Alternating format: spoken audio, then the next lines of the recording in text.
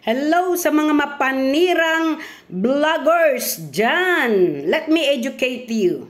Dalawang klase ang uri ng kritiko. Yung mapanira at yung kritikong mapagbuo or ang sinasabi sa English ay constructive and destructive criticism.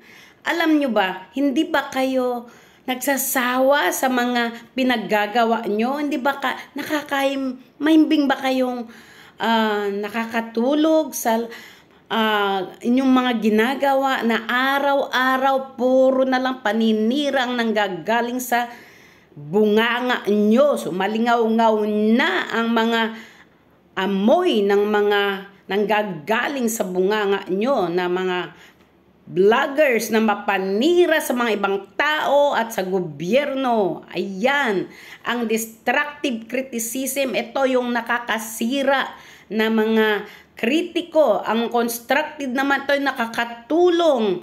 Pwede tayong maging kontrabida pero hindi sa maling paraan.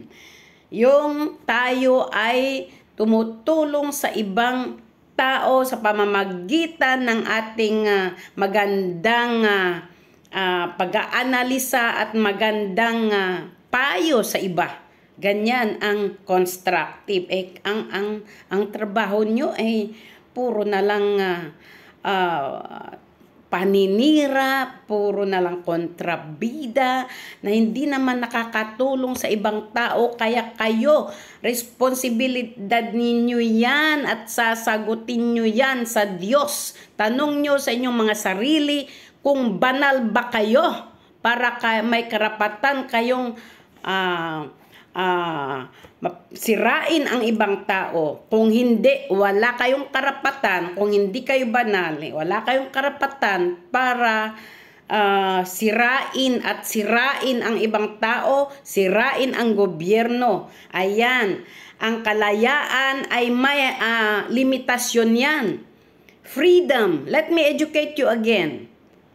Freedom is the ability to do what you like, provided you're not violating the rights of others. Ayan.